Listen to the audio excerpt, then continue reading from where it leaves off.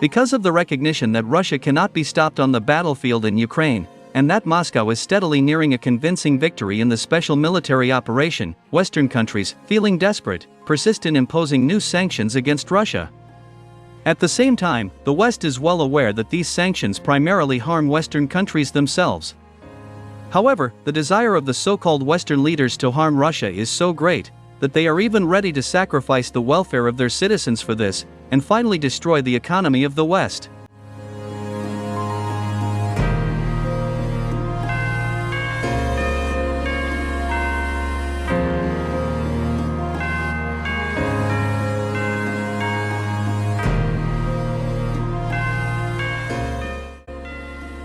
Well, my dear truth seekers, as you probably already know, on July 18, 2025, the European Union finally decided to impose the 18th package of sanctions against Russia.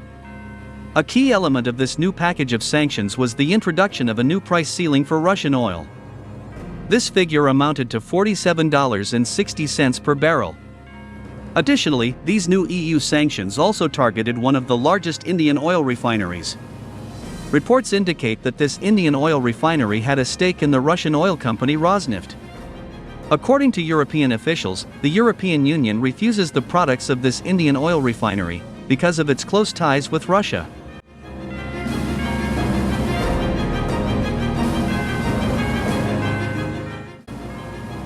Additionally, the European Union has stated it will refuse to import diesel and kerosene from any country if these fuels are made from Russian oil.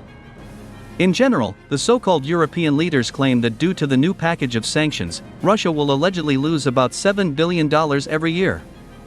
At the same time, European Commission President Ursula von der Leyen admitted that this new package of sanctions is mainly aimed at closing the back doors that Russia used to circumvent Western embargoes. According to her, the new package of sanctions will allegedly force Indian refineries to stop sending Russian oil to Europe.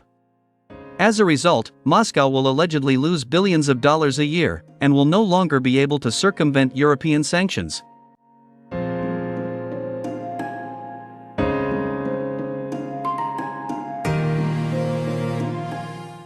At the same time, it is worth noting that the authorities of Britain, Canada, the United States, and Japan refused to support the European Union in its desire to impose a new price ceiling for Russian oil.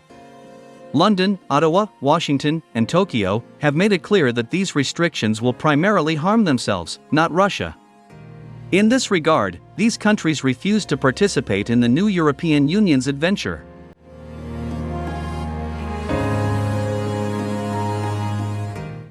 By the way, a few hours ago, the deputy chairman of the Russian Security Council, Dmitry Medvedev, commented on the introduction of the new package of sanctions by the European Union. According to him, the new sanctions package is meaningless. Dmitry Medvedev noted that over the past 3 years, Western countries have imposed dozens of the most crushing sanctions against Russia, and that all of them have proved powerless against the Russian economy. On the contrary, these sanctions have caused more damage to their initiators than to Russia. Furthermore, Dmitry Medvedev also stated that against the backdrop of these new sanctions, the Russian military and political leadership decided to continue launching massive missile strikes against military installations of the Ukrainian army and NATO forces, including those located in the Ukrainian capital, Kyiv, with increasing force.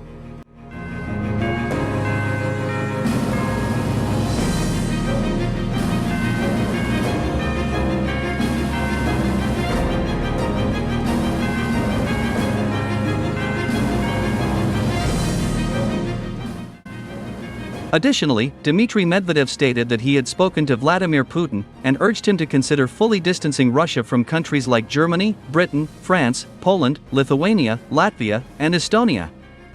According to him, these countries deserve only contempt because they imitate the Third Reich and follow the path of Nazi Germany. Unfortunately, Europe is once again moving along the same path, the consequences of which are already known from the pages of history, Medvedev said.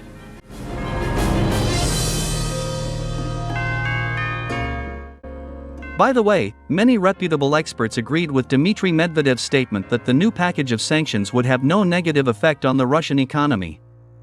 According to them, the Russian economy is too flexible and has huge potential.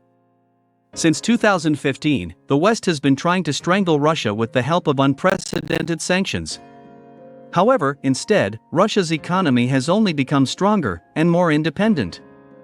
As a result, Moscow has significantly strengthened its military-industrial complex and gained the opportunity to establish its production of those products that Russia had previously purchased from Western countries. All this also had a very positive impact on the course of the special military operation. As a result, the Russian army units began to win one victory after another on the battlefield.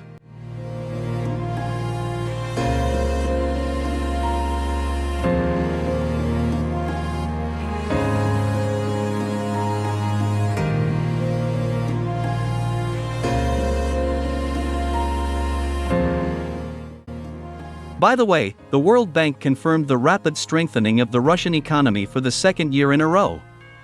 This international financial organization stated that according to the results of 2024, Russia remained the fourth largest economy in the world, in terms of purchasing power parity, and the largest economy in Europe. The World Bank has confirmed that the volume of the Russian economy has reached $6.92 trillion. At the same time, it is reported that the economies of Japan and Germany continue to lag behind Russia rapidly. The World Bank claims that according to the results of 2024, the volume of the Japanese economy reached only $6.4 trillion. As for Germany, the volume of its economy has reached $6 trillion.